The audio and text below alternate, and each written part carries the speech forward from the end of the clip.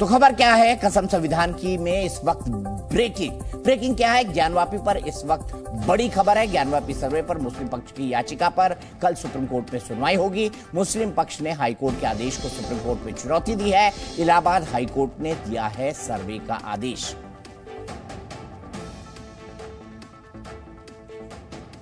तो देखिए, ज्ञानवापी परिसर में जो मस्जिद का इलाका है, जो पश्चिमी दीवार है, वजू खाने को छोड़ के जो हिस्से को सील किया गया है, उसके अलावा पूरी की पूरी जगह का ज्ञानवापी मस्जिद का एक टेक्निकल सर्वे होना है। एसआई सर्वे को करेगी। आधुनिक किस्म के औजार हैं या इक्विपमेंट्स हैं, उनका इस्तेमाल किया जाएगा। इससे यह पता लगाने की कोशिश की जाएगी कि ये दीवारें कितने साल पुरानी हैं। मुस्लिम पक्ष दावा करता है कि औरंगजेब के वक्त ये मस्जिद तामील की गई, लगभग 600 साल से मस्जिद में नमाज पढ़ी जा रही है। लेकिन हिंदू पक्ष का दावा है कि सदियों पहले यहाँ से सनातन जो मानता है, सदी के शुरू से ये भगवान काशी में भगवान विश्वनाथ का जो है वास था, इसीलिए ये जगह एक मंदिर है। और इसी का पता लगाने के लिए इसकी धार्मिक स्थिति क्या है, ये धार्मिक स्थल किसका है, ये पता लगाने के लिए हलचल थी। एचसी ने कहा एसआई सर्वे करे। सुप्रीम कोर्ट पर मुस्लिम पक्ष आया और अभी तक अरविंद, आज इतनी देर तक आप क्यों हैं सुप्रीम कोर्ट के अंदर? जनरली सुप्रीम कोर्ट की कार्रवाई शाम तक खत्म हो जाती है। रात में खबर ब्रेक होने का अरविंद मतलब भी समझाए। देखिए दीपक जी, शाम 4 बजे का वक्त था जब बेंच उठने वाली थी आर्टिकल 370 की सुनवाई पूरी करने के बाद। उस वक्त वकील निजाम पाशा पहुंचे थे, मुस्लिम पक्ष के वकील, और उनका यह कहना था कि हाईकोर्ट का आदेश आ गया है, हमने इस मामले में एक मेल भी भेजा है रजिस्ट्री को और जल्द सुनवाई की जरूरत है, क्योंकि अगर सर्वे शुरू हो गया तो बहुत बड़ा नुकसान हो जाएगा, सर्वे पर रोक लगनी चाहिए। 4 बजे से लेकर अब लगभग 8 बजे का वक्त हो गया है, तो पिछले 4 घंटे से जो मुस्लिम और हिंदू पक्ष के वकील थे वो चीफ जस्टिस के ऑफिस के बाहर मौजूद थे। अंदर से बार बार इस बात का इंतजार हो रहा था कि चीफ जस्टिस की ओर से क्या कुछ निर्देश आता है। और अब से कुछ ही एक देर पहले यह खबर आई है चीफ जस्टिस के ऑफिस से कि आज ये मामला सुनवाई के लिए लिस्ट नहीं होगा, कल यह मामला सुनवाई के लिस्ट होगा, लेकिन किस क्रम पर होगा इसकी जानकारी सुप्रीम कोर्ट की सप्लीमेंट्री लिस्ट में दे दी जाएगी। यहां पर गौर करने वाली बात यह भी है दीपक जी कि ज्ञानवापी से जुड़ा एक मामला पहले से ही सुनवाई के लिए कल लिस्ट है। ये वो मामला है जिसमें मुस्लिम पक्ष ने इलाहाबाद हाईकोर्ट के उस आदेश को चुनौती दी है जिसमें हाईकोर्ट ने यह माना था कि हिंदू पक्ष का पूजा के अधिकार वाला मामला सुनवाई के लायक है। वो याचिका पहले से ही लंबित है और जिस पर कल सुनवाई होनी है। लेकिन इसी बीच मुस्लिम पक्ष की ओर से आज जब यह हाईकोर्ट का आदेश आ गया, एक नई अर्जी दाखिल की गई है और यह मांग की गई है कि सर्वे पर रोक लगनी चाहिए। और इस अर्जी पर क्या उसी अर्जी के साथ सुनवाई होगी या सुनवाई का क्रम क्या रहेगा, यह तय होगा जब सप्लीमेंट्री लिस्ट में मामला आ जाएगा कि आखिर किस क्रम पर यह सुना जाएगा। लेकिन सबसे दिलचस्प बात यह कि 7 बजे कल वहां पर जो सर्वे की कवायद है वो शुरू हो जाएगी। सुप्रीम कोर्ट 10:30 बजे से काम करना शुरू करता है और उसके बाद ये देखना होगा कि सुनवाई के क्रम में कब ये मामला आता है। तो जब तक सुप्रीम कोर्ट का कोई आदेश आएगा उससे पहले सर्वे की एक्सरसाइज वहां पर शुरू हो जाएगी, क्योंकि सर्वे पर कोई रोक है नहीं। ठीक है, तो कल सुबह 7 बजे जो अभी तक का रूटीन है उसके हिसाब से सर्वे की कार्रवाई शुरू हो जाएगी, क्योंकि सुप्रीम कोर्ट 10:30 बजे ही बैठेगा। तो 7 से लेकर 10:30 बजे 7, 3, 10, 7, 8, 9, 10 लगभग 3.5 घंटे 4 घंटे का वक्त होगा जब एसआई सर्वे कर सकता है। सुप्रीम कोर्ट 10:30 बजे सुनता है, 11 बजे सुनता है, 12 बजे सुनता है, ये सुप्रीम कोर्ट की बेंच पर डिसाइड करेगा। लेकिन इससे पहले क्या हुआ, तो ज्ञानवापी के सर्वे में, ज्ञानवापी के न्याय में अब भी वादा है, क्योंकि मुस्लिम पक्षीय सर्वे रोकने की अर्जी पर सुप्रीम कोर्ट कल सुनवाई करेगा। लेकिन इलाहाबाद हाईकोर्ट के ऑर्डर के बाद दिल्ली से एसआई की टीम वाराणसी रवाना हो चुकी है, कल सुबह से काम शुरू कर देगी। बहस पर आने से पहले आज का फैसला और उसके बाद के एक्शन रिएक्शन दोनों आपको दिखाते हैं।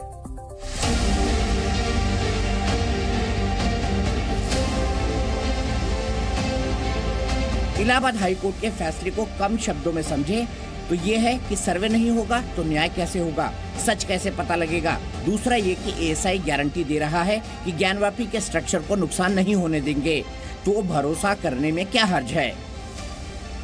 जो अंजुमन इंतजामिया के ऑब्जेक्शंस थे कि एविडेंस लीड करने की ये एक कार्रवाई है, साथ ही साथ इस स्टेज पे एएसआई सर्वे नहीं हो सकता, उन सारे आर्गुमेंट्स को कोर्ट ने रिजेक्ट किया है। जिसको हम ज्योतिर्लिंग कहते हैं भगवान भोलेनाथ, वो मेन गुम्बद के ठीक नीचे आज भी विद्यमान है। प्रयागराज में जैसे ही फैसला आया, काशी में विश्वनाथ धाम के बाहर शंख मजीरे बजने लगे। हिंदू पक्षकारों ने भोलेनाथ के भजन शुरू कर दिए।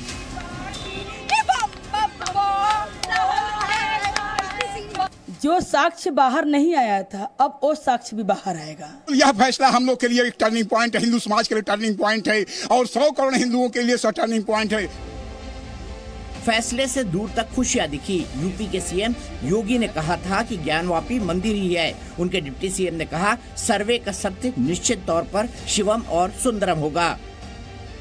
श्री राम जन्मभूमि विवाद की तरह इसका भी निर्णय होगा, निस्तारण होगा और शिव भक्तों की जो मनोभावना है, मनोकामना है, वो पूर्ण होगी। लेकिन मुस्लिम पक्ष को सर्वे का फैसला गले नहीं उतरा। इंतजामिया कमेटी सीधे सुप्रीम कोर्ट पहुंच गई, उसी हाई कोर्ट के फैसले के खिलाफ जिसके 2021 के फैसले से अब तक बहुत खुश थी। सुप्रीम कोर्ट में यही लॉजिक दिया कि साहब जब 1991 का एक्ट है तो इस सर्वे का क्या मतलब। कानून इसीलिए बना था कि जितनी भी प्लेसेस हैं वर्शिप की, उनका जो स्टेटस 15 अगस्त 1947 को था वो मेंटेन रहे। रही बात सियासत की तो ज्यादातर पार्टियां अभी माहौल समझ रही हैं। समाजवादी पार्टी के 2 मुस्लिम सांसद ही बोले। एक बोले एएसआई को हम क्यों माने, दूसरे कुछ यूं बोले कि कोर्ट पर तो भरोसा है लेकिन एएसआई का भरोसा नहीं है। किसी पर भी क्यों विश्वास करेंगे, हमारा विश्वास तो अलग है। हम तो उसे मस्जिद मानते हैं, मानते रहेंगे। अदालत ने फैसला दिया है तो अदालत के फैसले तो हम सब मानते ही हैं। सर्वे होगा, बस उस मॉन्यूमेंट को कोई नुकसान ना पहुंचे, हम तो यही चाहते हैं। हालांकि सर्वे का जो दायरा है उसमें वजू खाना शामिल नहीं है। वो हिस्सा नहीं है जिसमें फव्वारा है और फिर शिवलिंग है। इस पर विवाद है। ज्ञानवापी विवाद में कुछ लोगों ने लिबरल लाइन भी पकड़ी, जैसे फारूक अब्दुल्ला ने। भैया मंदिर हो या मस्जिद, वो सबका एक ही है। आप उसके मंदिर में देखिए या मस्जिद में देखिए, तो इसी पर बात करेंगे। मामला सुप्रीम कोर्ट भी पहुंच गया है। क्या सोचते हैं हिंदू पक्ष के लोग। मेरे साथ सोहन लाल जी हैं जो कि हिंदू पक्षकार हैं। इस मुकदमे को 39 साल से लड़ रहे हैं और इस मुकदमे के सेंट्रल फिगर हमारे साथ जुड़ गए हैं डॉक्टर सोहन लाल आर्य, सीधे बनारस से। मेरे साथ राकेश जी हैं, राकेश त्रिपाठी जी भारतीय जनता पार्टी के स्पोक्स पर्सन हैं। मेरे साथ असगर खान साहब एडवोकेट हैं। मेरे साथ राशिद शरीफ साहब हैं, प्रेसिडेंट है south India Muslim personal law board के। मेरे साथ थोड़ी देर में शेख अलीमुद्दीन असादी साहब जुड़ेंगे और मेरे साथ दानिश कुरैशी जी हैं AIMIM के, वो भी मेरे साथ जुड़ेंगे। सबसे पहले शुरुआत में सोहनलाल जी करता हूं। अब मुस्लिम पक्ष सुप्रीम कोर्ट चला गया है, क्या कहेंगे आप। बिल्कुल बिल्कुल। हम दरअसल मुख्य प्रश्न है कि ज्ञानवापी का सच क्या है, पूरे देश के सामने यह सच क्या है। सच ये है कि ज्ञानवापी अभी जो अगले वर्ष 16 मई 2022 को जो सच आया था, उस सच के द्वारा जो डॉक्टर A.K. विश्वेश जी जो जिला जज थे, बाकायदे जब पूरे सर्वे का जो सर्वे हुआ वह सब उनके सामने प्रस्तुत किया गया। उनके जो साक्ष्य निकले सामने, सारे के सारे उसमें जो है शंख, चक्र, गदा, त्रिशूल, स्वस्तिक चिन्ह, यहाँ तक कि ओमकार के ओम और सारे साक्ष्य वहां पर थे। इतना ही नहीं, हम मुस्लिम तहखानों में गए, वहां पर संस्कृत के श्लोक भरे वह शिलाखंड थे और तो और यहाँ तक जहाँ नमाज पढ़े जाते हैं 14-14 फीट के खंभे, जो उसके चारों कोनों पर घंटियां जंजीर, घंटियां जंजीर, घंटियां जंजीर, उसकी कतारें लगी हुई है। आखिर कितने प्रमाण चाहिए। और वह पश्चिमी दीवार जिसको चुनार के तोपों से लेकर के 18 अप्रैल 1669 में औरंगजेब के आदेश फरमान से तोड़ा गया, वह चीख चीख के चिल्ला रहे हैं कि मैं मंदिर हूं, मैं मंदिर हूं। और तो और उन शिलाखंडों से टूटे हुए मलबे जो 35 फीट लंबे, 15 फीट चौड़े और 10 फीट ऊंचे हैं, उन सब का भी सर्वे होगा। और सर्वे ही ज्ञानवापी समस्या का हल है। आखिर हम शिवलिंग कहते हैं, वो फुहारा कहते हैं, इसका निर्णय कैसे होगा। हम माननीय न्यायालय में गए, माननीय न्यायालय से हम लोग प्रार्थना की कि सर्वे हो, जिससे श्री राम जन्मभूमि में सर्वे हुआ, समस्या का निराकरण हो गया। इस तरह हम भी चाहते सर्वे हो, और सर्वे एक ऐसा बिंदु है जिससे सब दूध का दूध, पानी का पानी हो जाएगा। प्रत्यक्षम किम प्रमाणम। ठीक बोला सोहनलाल जी, सर्वे एक साधन है। लेकिन अलीमुद्दीन असदी साहब, शेख अलीमुद्दीन असदी साहब मेरे साथ जुड़े हुए हैं। असदी साहब, मुझे एक बात बताइए, ये जो पूरा का पूरा विवाद है, इसमें सर्वे से क्यों घबराना, सर्वे से क्या दिक्कत है, सर्वे पर रोक की मांग क्यों। देखिए सर्वे से इसलिए घबरा रहे हैं, इससे पहले जो डिस्ट्रिक्ट जज के आदेश के अनुसार सर्वे के आदेश हुए थे, वह खेती, फावड़े, हथौड़े, छेनी गन की आवश्यकता क्या थी? जब उन्होंने कहा था साइंटिफिक तौर से हम यहाँ सर्वे करेंगे, आशंका तो आप लोग पैदा करते हैं कि जब सर्वे का समय आया और सर्वे वहाँ टीम पहुंची आर्कियोलॉजिकल डिपार्टमेंट की, तो उनको क्या जरूरत थी खेती, फावड़े, हथौड़े, छेनी, गुदाल लेकर जाने की? वहां कहता सर्वे मस्जिद को कोई नुकसान ना हो, सर्वे इस आधार पे होगा। लेकिन जब हम लोगों ने देखा, मुस्लिम समुदाय ने देखा, तो उनको आज तक को ठेस पहुंची। उनको हम नहीं चाहते कि कोई वातावरण खराब हो और आपस में भाईचारा दूर बने, हम नहीं चाहते। हम हिंदुस्तान में भाईचारा चाहते हैं, आपसी सद्भावना चाहते हैं, इसलिए सच्चाई पर सर्वे की बात हो तो मानी जा सकती है। ठीक है, मैं सोहनलाल जी के पास चलता हूँ। सोहनलाल जी तो सर्वे में मौजूद थे। शेख साहब सुनिए ना, में वहां ले जाते हैं आप और रख देते हैं और उनको टीवी पर उसकी नुमाइश करते हैं। डराने की क्या प्रक्रिया हमें? सोहनलाल आर्य जी उस सर्वे के अंदर मौजूद थे। क्या गेती, कुदाली, फावड़ा, हथौड़ी, गन ये सब ले गए थे एएसआई के लोग? बताइए सोहनलाल जी।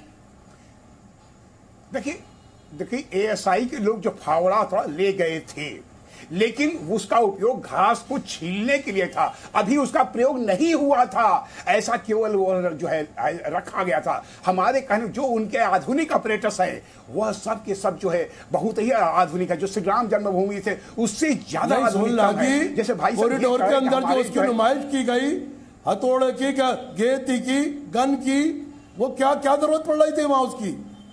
बताइए सोहनलाल जी। हमारे कहने का मतलब जब सर्वे विभाग ने हलफनामा माननीय न्यायालय में दे दिए हैं कि जो है स्ट्रक्चर सुरक्षित रहेगा, हम तो स्ट्रक्चर को संभाल के रखते हैं। जब वो सर्वे हलफनामा दे दिए हैं, फिर क्यों ये घबराते हैं? सर हमको तो आश्चर्य, हम माननीय न्यायालय पर विश्वास करने वाले हैं। घबराना तो इसलिए ना, रखा है वो भारतीय संविधान, गुदाल रखा है वहां, फावड़ा रखा है, गेती रखी है वहां। अरे भाई फाड़वा रखी हुई है तो उससे क्या फर्क पड़ता है? उसका जहां उपयोग होगा वहां। और जब हलफनामा दे दिए हैं कि कोई भी जो है तो ऐसा कोई भी उसका उपयोग नहीं होगा जिससे स्ट्रक्चर कोई नुकसान पहुंचे, तो जब उन्होंने हलफनामा दे दिया है तो फिर आप परेशान, आखिर इसका निराकरण कैसे होगा? सर्वे के माध्यम मेन क्या है? देखिए त्रिपाठी से मैंने बात किया कि सर कैसे हल होगा। मेन है आयु निर्धारण।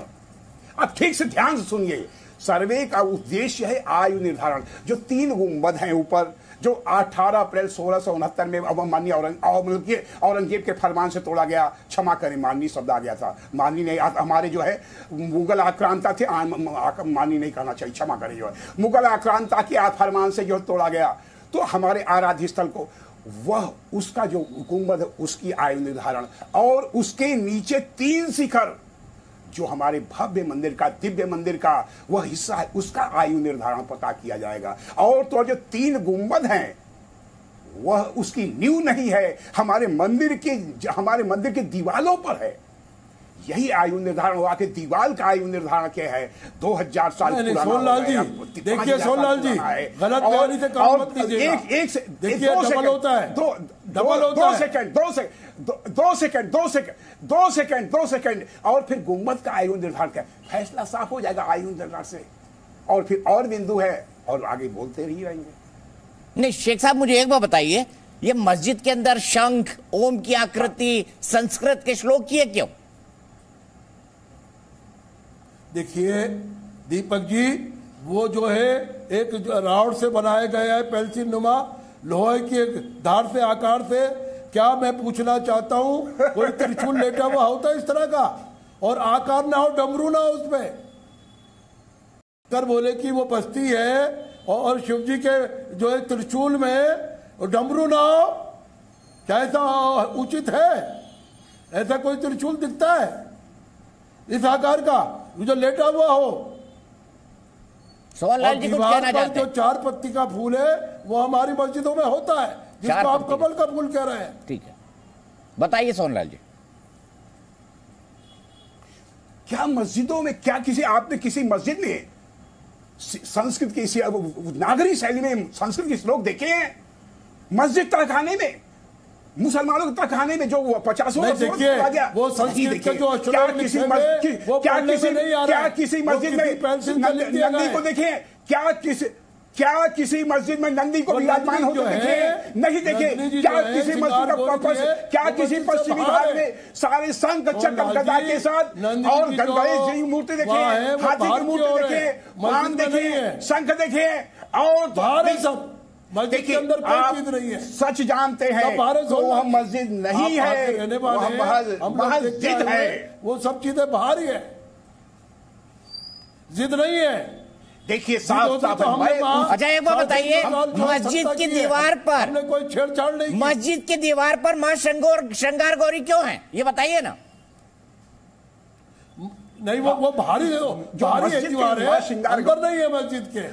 नहीं कैसे गौरी के जो श्रृंगार गौरी बाहर की तरफ बनी हुई भैया। सुन तो लीजिए शेख साहब सुन लीजिए। ये एसआई वाले लोग गए, कोई कार सेवक थोड़ी ना है, एसआई के लोग सर्वे कर रहे हैं, कार सेवक थोड़ी ना है। सोलवा जी की सुन लीजिए ना शेख साहब, उसके बाद आप जवाब दीजिएगा। मैं आप दोनों से ही बात कर रहा हूँ। देखिए ऐसा, हाँ हाँ, अराजी नंबर 9130 जो कि श्रृंगार गौरी मां अंदर है। अगर बाहर एक चौखट मान करके पूजा की जाती, इसका मतलब यह नहीं कि वहां श्रृंगार गौरी बाहर अंदर है, अरे बाहर है। वह अंदर श्रृंगार गौरी माने शक्ति, शक्ति माने मां पार्वती की देवी है, पार्वती के है, तो क्या बाहर रहेंगी? गर्भगृह में विश्वेश्वर महादेव मंदिर हमारा ज्योतिर्लिंग है, और ये कहते बाहर पूजा करने में आपत्ति है? आपत्ति नहीं है। अरे वह अंदर है, एक जो बाहर रह करके उनका एक प्रतीक पूजन करना।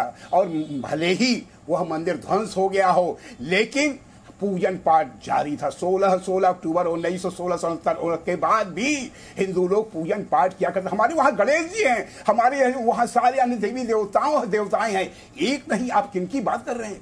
फिर मैं कहता हूँ क्या किसी मस्जिद की तरफ है, हम कब इनकार कर रहे हैं? नहीं है, वो मस्जिद के बाहर है। श्रृंगार गौरी की जो दीवार है उस पर है, बाहर नहीं है, बाहर ही नहीं है। समझने की सोनलाल जी कोशिश नहीं करते। मस्जिद के आप उसका मस्जिद आप पूजा करें, हमने तो आलोचना नहीं की, कह सकते ना हमने पाबंदी लगाई उस जगह पर। मुसलमानों ने कभी ये कहा मैं मस्जिद कह रहा हूँ, ये जिद है आपकी। तो कभी नहीं कहा ये आपकी जिद है। नहीं जिद नहीं है, ये हक है, ये आपकी जिद है, वो मस्जिद है कहने का, सच बात कहने का ये हक है हमारा। नहीं बिल्कुल नहीं।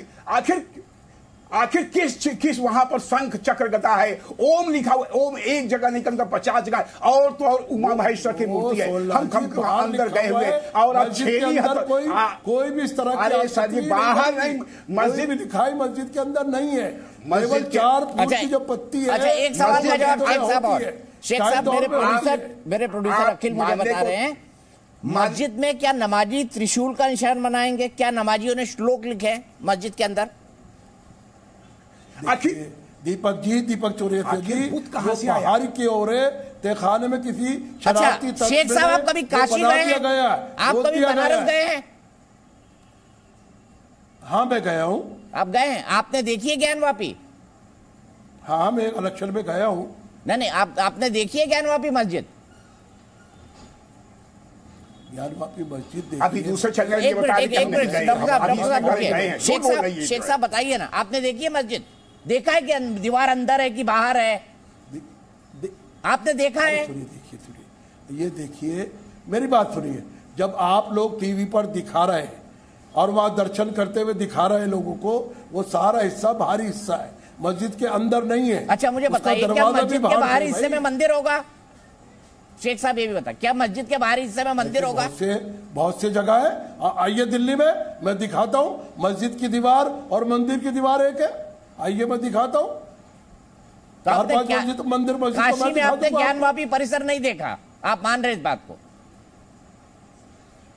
अरे सुनिए ना, देखा कि नहीं देखा ये बता दीजिए शेख साहब। हम गए बनारस, देखा कि नहीं देखा ज्ञानवापी का परिसर? वहाँ बनारस। सुनिए ये देखिए, ये आप टीवी वालों के एंकरों ने इसको जीद और अना बना लिए। हर किसी से आप पूछ रहे हैं गए थे नहीं गए थे, या किसी हिंदू पक्षकार से पूछा कि आप गए थे या नहीं गए थे?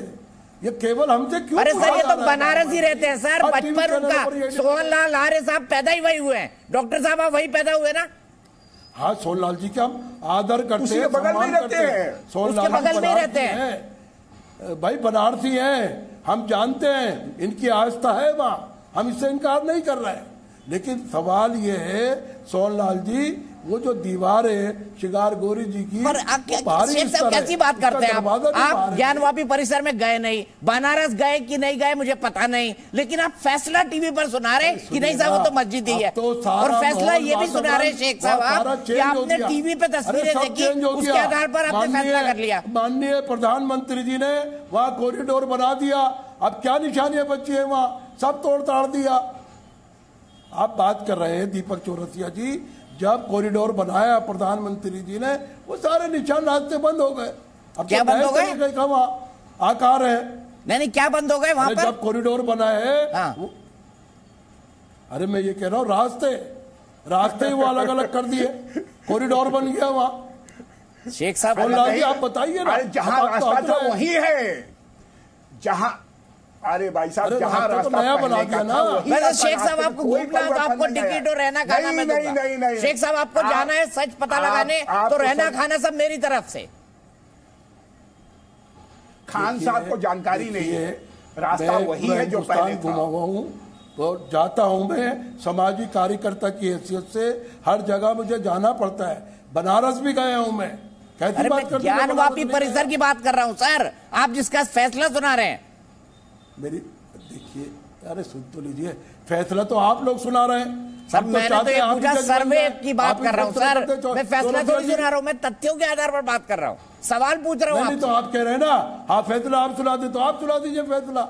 ये देखिए टीवी एंकर का काम होता है सवाल करना, गेस्ट का होता है उसका जवाब उसका उत्तर देना। सर मैंने इसीलिए तो सवाल किया आपसे कि आप बनारस गए हैं क्योंकि आप ज्ञानवापी मस्जिद है इसका फैसला सुना रहे हैं। खंडन कीजिए, आप ये जिद वाली बातें मत करिए।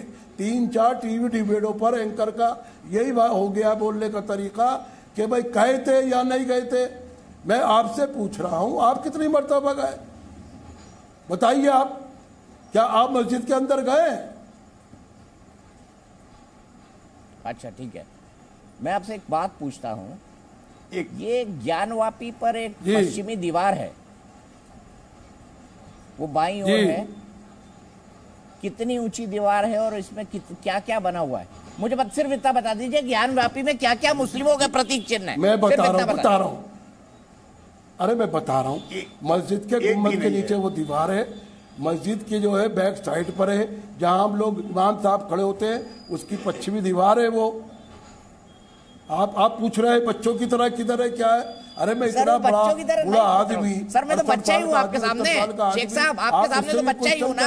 मैं पूछूंगा शेख साहब आप गए कि नहीं गए, आप बोल रहे हैं कि मस्जिद है, आपने देखा कि नहीं देखा? सोनलाल जी तो उसके बगल में रहते हैं सर। गया बनारस घूमा, ज्ञानवापी मस्जिद गए कि नहीं ये पूछ रहा हूँ आपसे, जिसके बारे में आप दावा कर रहे हैं कि वो मस्जिद है।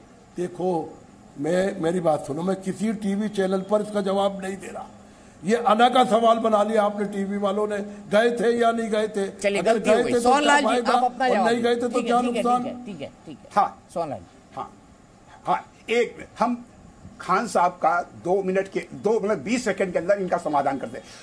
1933 में दीन मोहम्मद ने एक जो है माननीय न्यायालय मुकदमा दायर किया, मुकदमा नंबर 60/1933। उनका अधिकार था, यह वक्फ की प्रॉपर्टी है, वह कि हमको नमाज पढ़ने की अनुमति दी जाए, लेकिन मुकदमा हार गए। फिर 1944 में हाई कोर्ट में गए, हाई कोर्ट में भी यह कहा गया कि यह वक्फ की प्रॉपर्टी नहीं है।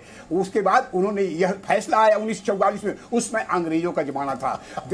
पंडित मदन मोहन मालवीय कैसी बात कर रहे हैं, गजट मौजूद है, अंग्रेजों का जमाना है, शाही दौर का गजट है, जब वो वक्फ प्रॉपर्टी है, मस्जिद है, बोल लीजिए, कैसी बात कर रहे हैं? आप जब बोलते आप जब बोलते तो हम नहीं बोल रहे थे, कृपया हमारी बात सुन लीजिए। पंडित मदन मोहन मालवीय 12 गवाहों को पेश किए और वही गवाहों के कारण आज हम विजयी हो रहे हैं। और तो जब फैसला आया उसमें 44 का फैसला था कि नीचे तल पर हिंदुओं का व्यास जी कब्जा है और जो केवल गुंबद पर मुस्लिम समाज कब्जा है। यदि गुंबद टूट गया तो मुस्लिम समाज को बनाने का हक नहीं है, बनाने का हक उसी शर्त पर है जब हिंदू समाज सहमति दे। ये 1944 का फैसला है। खान साहब अभी भी आपकी बात समझ में आई? बात कर रहे हैं ज्ञानवापी विवाद की, जिसके लिए हाईकोर्ट ने एएसआई सर्वे की इजाजत दे दी है गुंबद के क्षेत्र में और बाकी क्षेत्र में, लेकिन वजू खाने वाले एरिया में नहीं, क्योंकि वहां पर एक स्टे लगा हुआ है। साथ ही साथ इसको मुस्लिम पक्ष ने सुप्रीम कोर्ट के अंदर चैलेंज कर दिया है। वैसे एएसआई का सर्वे कल सुबह 7 बजे शुरू हो जाएगा और सुप्रीम कोर्ट कितने बजे इस मामले को सुनेगा ये अभी तक पता नहीं है। सीधे शुरुआत करता हूँ और चलता हूँ असगर भाई के पास। असगर भाई, अब तो हाई कोर्ट ने भी कह दिया कि भाई एएसआई सर्वे होना चाहिए। मूल स्वरूप क्या है जगह का, ये पता लगे कि ये मंदिर था कि मस्जिद।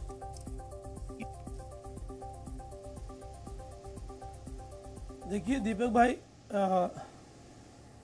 अपनी कोई भी ओपिनियन दे सकता है।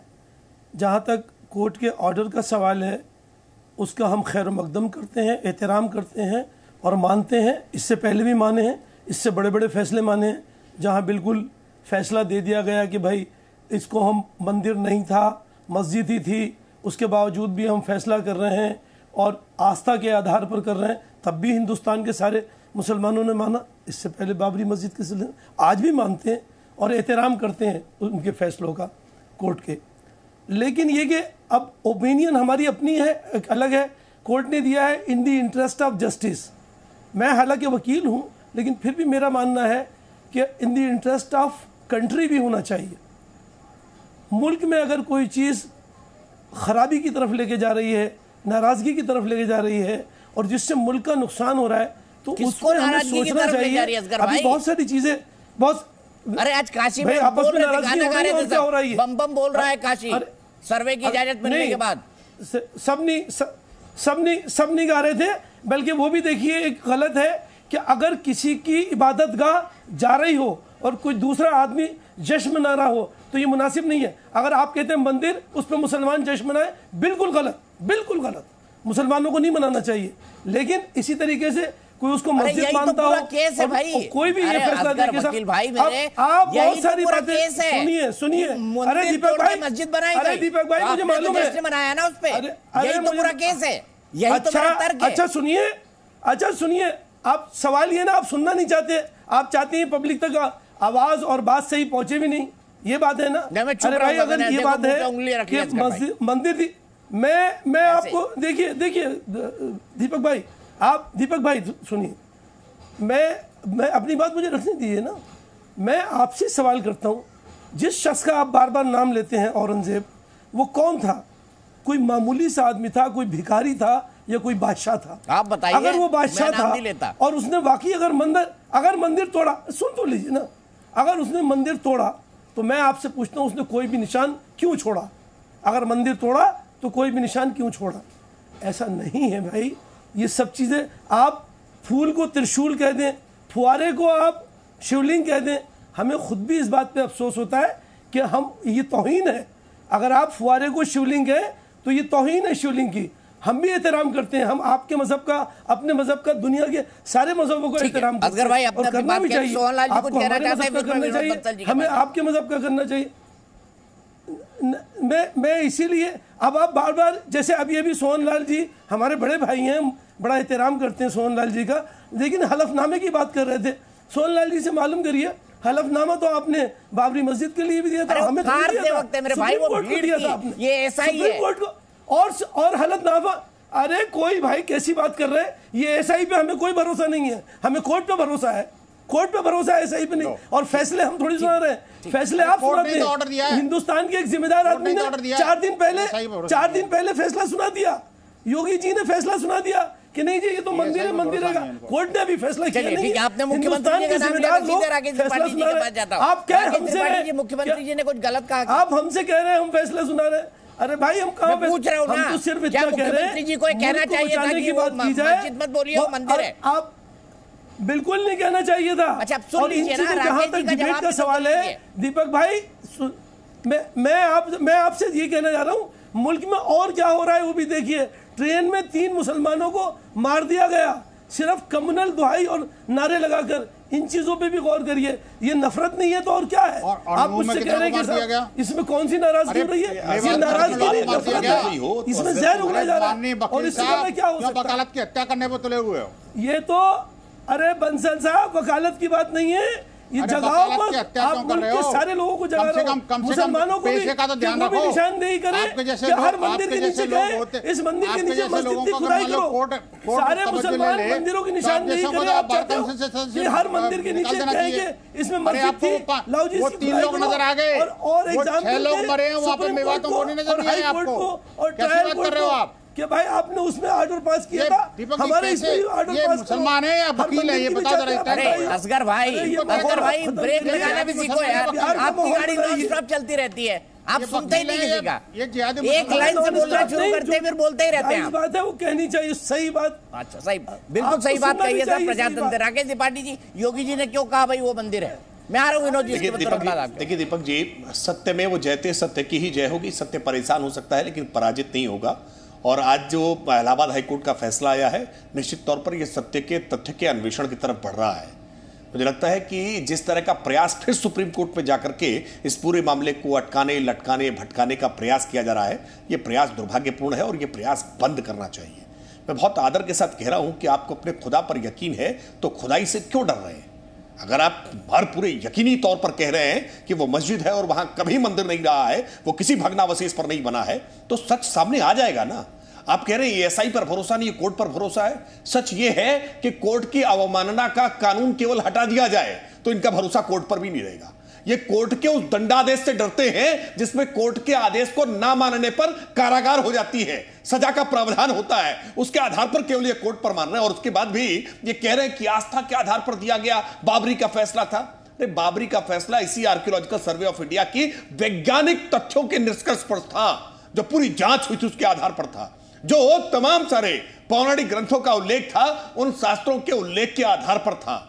जो दलीलें दी गई थी, जो तर्क दिए गए थे, उन तर्कों के आधार पर था। आपको पूरा मौका मिला था। 500 वर्षों की लंबी लड़ाई थी और लंबी लड़ाई के बाद प्रोग्राम का मंदिर बन रहा है, लेकिन असगर खान जैसे लोगों की पीड़ा अब तक नहीं गई है और जाएगी भी नहीं। कुछ बीमारियां लाइलाज होती हैं, उनके इलाज नहीं हो सकते हैं। मैं जानता हूं आप मातम पुरसी करते रहिए, मातम मनाते रहिए, लेकिन सत्य के और तथ्य के अन्वेषण की तरफ जा रहा है। असगर खान थोड़ा सा मुंह का भी इलाज कराइए। ये जो लगातार चलता रहता है ना, ये जो लगातार चलता रहता है, इसका भी इलाज कराइए। ये मुंह का भी इलाज कराइए, लगातार नहीं बोला जाता है। जब बोल रहे थे मैंने पूरा अवसर दिया, असगर खान को पूरा अवसर दिया। मैं बीच में नहीं बोलूंगा कि असगर खान नहीं तो कहेंगे कि देखिए अल्पसंख्यकों की आवाज दबाई जा रही है, तुरंत विक्टिम कार्ड निकालेंगे जेब से और तुरंत लहराने लगेंगे, ये देखिए मेरी आवाज दबाई जा रही है। और भरपूर कोशिश करते हैं कि लगातार ये लोगों की बातों के बीच में अपनी बात डालते रहे, लेकिन सत्य इससे भी छुपेगा नहीं, सत्य इससे भी दबेगा नहीं। आर्कियोलॉजिकल सर्वे ऑफ इंडिया की वैज्ञानिक रिपोर्ट हर तथ्य को, सत्य को नीरछीर विवेचन का काम करेगी। सैमुअल बॉर ने 1863 से 1870 के बीच में कुछ फोटोग्राफ खींचे थे। ब्रिटिश के जो ब्रिटिश लाइब्रेरी है लंदन में, उसमें सुरक्षित रखे हुए हैं। हनुमान जी भी दिखाई पड़ रहे हैं, कई सारे हिंदू प्रतीक चिन्ह दिखाई पड़ रहे हैं। अरे वो कोई आरएसएस, वीएचपी या बीजेपी के लोगों ने खींच करके नहीं रखे हैं, वो ब्रिटिश का फोटोग्राफर का चित्र है, जाकर के उसको देख लीजिए। अरे इस्लामिक लेखकों ने लिखे हैं। औरंगजेब के आदेशों का जो संकलन औरंगजेब के दरबार से किया गया है, उसमें लिखा हुआ है कि काशी विश्वनाथ के मंदिर को तहस नहस नेस्तनाबूद करने का काम औरंगजेब के शासनकाल में हुआ है। और ये पूछ रहे हैं कि औरंगजेब बड़ा खलीफा था, बड़ा शासक था, बादशाह सलामत था, तो उसने मंदिर तोड़ा तो भग्नावशेष छूट कैसे गया? अरे बड़े बड़े अपराधी अपराध करते हैं, फिर भी कुछ ना कुछ निशानियां छोड़ ही जाते हैं और कानून के लंबे हाथ उस अपराधी के गिरेबान तक पहुंच ही जाते हैं। औरंगजेब जैसा क्रूर जो अत्याचारी शासक था, उसके प्रति भी आप देखिए सोहनलाल जी की उदारता, कि सोहनलाल जी के मुंह से उसके प्रति भी माननीय निकल गया। यही हिंदुओं की उदारता रही है और इसी उदारता का, इसी संयम का, इसी धैर्य का ये बेजा इस्तेमाल करने का काम ये असगर खान जैसे लोग कर रहे हैं। और मैं इसलिए फिर कह रहा हूं कि कोर्ट पर भरोसा रखना आपके लिए जरूरी ही नहीं है, मजबूरी भी है। आप जानते हैं कि कोर्ट के पास जो अवमानना की शक्ति है ना, उस शक्ति से डर रहे हैं। और मैं पूरा विश्वास से कह रहा हूं, डरते क्यों भाई? आप अपने आप को गोरी, गजनी, तुगलक और बाबर औरंगजेब का वंशज बताते रहो, से नफरत है। ये सच है, ये सच है कि आपको यहाँ पे मुगल भारत में आक्रमण करके आए थे, मुगलों ने जो मुल्क के साथ किया लूटा है, कोई गलत नहीं है, देश को खसूटा है, लेकिन मुगलों को अपना बाप बताते रहो, ये ठीक बात है, आपके लिए जरूरी है कि मुगलों में अपना बाप ढूंढते रहिए, आप मुगलों को अपने आप उनका अपना वंशज मानते रहिए, आप बाबर को महान कहते रहिए, लेकिन बाबर बर्बर था, इसमें कोई दो राय नहीं है। औरंगजेब क्रूर हत्यारा था, इसमें कोई दो राय नहीं है। ये चंगेज खान हो, ये मोहम्मद बिन तुगलक हो, ये गोरी हो या गजनी हो, ये आपके वालिद हो सकते हैं या आपके पूर्वज हो सकते हैं, लेकिन हिंदुस्तान के लिए ये वहसी दरिंदे थे, ये लुटेरे थे, ये हत्यारे थे, ये आक्रमणकारी थे। और ये देश का इतिहास आपके बदलने से असगर खान बदलेगा नहीं। इस देश में जिस प्रकार से हिंदू संस्कृति को तहस तहस करने का काम इन मुगलिया सल्तनत के आक्रांताओं ने किया है, यह ऐतिहासिक दस्तावेजी साक्ष्य है, और जब जब खोदेंगे तब तब निकल करके सामने आएगा। और मैं इसलिए कह रहा हूं कि थोड़ा सा धैर्य रखिए, कोर्ट की कार्रवाई पर भरोसा करिए। जैसे हिंदू पक्ष ने पूरा 1809 में पहली याचिका दी है, आप याचिका देखिए 1809 में कि यह परिसर हमको दे दिया जाए। 30 दिसंबर 1810 में मिस्टर वॉटसन दंडाधिकारी है बनारस के, वो पत्र लिख करके कहते हैं कि ज्ञानवापी परिसर हिंदुओं को सौंप देना चाहिए, लेकिन ये असगर खान जैसे लोग ये स्वीकार करने को तैयार नहीं है। मैं एक सवाल पूछ रहा हूं कि सारे इस्लामिक स्कॉलर इस बात को बताएं कि क्या किसी त्रिशूल के सामने, किसी संघ के सामने, किसी चक्र के सामने, किसी संस्कृत के श्लोक के सामने अगर नमाज अदा करेंगे तो क्या वो कबूल होगी? अरे किसी विवादित स्थल पर अता की गई नमाज कबूल नहीं होती है। राशिद सलीम साहब से बोलते हैं, वो अच्छी तरह जानते हैं, हैदराबाद में रहते हैं। ये बात आप भी समझो, आप भी समझो। ब्रेक लगाना सीखो थोड़ा सा प्लीज राशिद भाई। जी सर, ये भाई दीपक जी, मैं सुनना चाह रहा हूँ कि ये जो मस्जिद का किस्सा है, तकरीबन 400 साल, कोई बोल रहा 600 साल, जब अंग्रेज थे, जब यहाँ वहां पे ऐसी अर्जी क्यों नहीं लगाए? क्या सोरेन थे? अरे 1809 से चल रहा केस सर, 1809।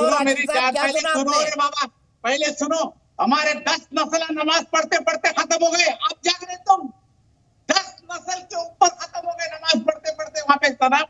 अब आप जाग रहे, आप मैं आपसे देखिए, आप ललित मोदी कहाँ है, विजय माल्या कहाँ है? अरे इसमें दोनों का ज्ञान वापी से क्या लेना देना भाई? विजय माल्या, ललित मोदी, इनका क्या लेना देना? क्या लेना देना बताइए ना। राशिद साहब कुछ भी बोलते हैं, आप लोग कुछ भी बोलते हैं। सर्वे के लिए आपने ज्ञान वापी मस्जिद देखी है? राशिद शरीफ साहब कभी गए काशी हैदराबाद से? नहीं, मैं आपको देख रहा हूँ, आपको देख के ज्ञानवापी मस्जिद को देख रहा हूँ, आप में अंदर है ज्ञानवापी मस्जिद, आपके अंदर है। मैं आपको देखे तो वो सब दिख जा रहा है मेरे को। मेरे अंदर कोई मंदिर देख लीजिए सर, मस्जिद मत देखिए, मेरी भी आस्था है। नहीं सर, ऐसा ना करिए प्लीज, मेरे अंदर मत देखिए मस्जिद। आपके अंदर मस्जिद देख रहा हूँ मैं। विनोद भाई, मस्जिद देख ली उन्होंने मेरे अंदर, अब मैं क्या करूं? मैं आपके अंदर बाबरी मस्जिद भी देख रहा हूं। मैं मेरे अंदर बाबरी मस्जिद भी है, ठीक है भाई। आपके अंदर बाबरी मस्जिद है, आप सेकुलर बन जाओ। ठीक है राशिद भाई, ठीक है। मुझे लग रहा है हैदराबाद का माहौल आज गर्म है। नहीं, बिल्कुल ठंडे तक। आज माशाल्लाह 3 या 4 डिबेट हो गए। मैं आप बता रहा हूँ कि है तो सर, मैं प्लीज मैं बता एक बार दीपक जी तकरीर खत्म हो जाता, जरा मुझे बता देना। सोनलाल जी की बात कर रहा डिबेट के अंतिम छोर में अगर इनकी तकरीर खत्म हो जाए तो हो गया, उनकी तकरीर खत्म हो गई, मैं तो पूछ लेता हूँ कभी कभी ओवैसी साहब का क्या हाल है, हैदराबाद में रहते हैं, मजलिस की बात कर लेते हैं। विनोद भाई, आपका कंक्लूडिंग कमेंट, पूरी बहस का निचोड़ निकाल दीजिए आप। दीपक देखिए, कंक्लूडिंग कमेंट कह लोगे, इनिशियल कमेंट कह लो, आप कुछ भी कह लो, जो भी कह लो, आपने सारी डिबेट को एक मतलब उनको सरेंडर कर दिया आप डिबेट जी। आज मुझे बड़ा ताज्जुब हुआ कि लेकिन अंत में आपके अंदर वो मस्जिद भी देखने लग गए, कमाल हो गया। देखो, ये धर्मांतरण के ऐसे अड्डे चलाते हैं आप, देखो सोचो, मंदिर नजर नहीं आएगा इनको, मस्जिद नजर आने लगा। और वहां पर जो सर्वे के दौरान जो मानी न्यायालय में विश्वास तो करते हैं, कहते हैं संविधान की दुआई देंगे, लेकिन जो संविधान में लिखा हुआ है या जो न्याय व्यवस्था में लिखा हुआ है उस पर एक शब्द नहीं बोलेंगे। सर्वे से क्यों घबरा रहे हैं, सर्वे से क्यों डर रहे हैं? पाप अंदर से छुपा भरा हुआ है, वो घड़ा फूट जाएगा, इनको बाहर आने का डर है, इसकी वजह से सारा कुछ हो रहा है। लेकिन बार बार माननीय न्यायालय का निर्णय और उसका जो उनका समय बर्बाद करने की कोशिश कर रहे हैं, ये इसका प्रतिफल मुझे लगता है माननीय न्यायालय देगा। और मुझे लगता है कि माननीय सर्वोच्च न्यायालय इन लोगों को निर्णय के साथ साथ कुछ न कुछ एक डंडा भी पकड़ा है कि कम से कम जो है ना, जो आगे दोबारा इस तरह की हिमाकत ना करें। एक सिर्फ सर्वे के लिए ये 4 बार सुप्रीम कोर्ट पहुंच के बताओ। चलिए ठीक है, मैं यही तो रुकता हूँ, मेरे पास वक्त इतना ही है। जी न्यूज़।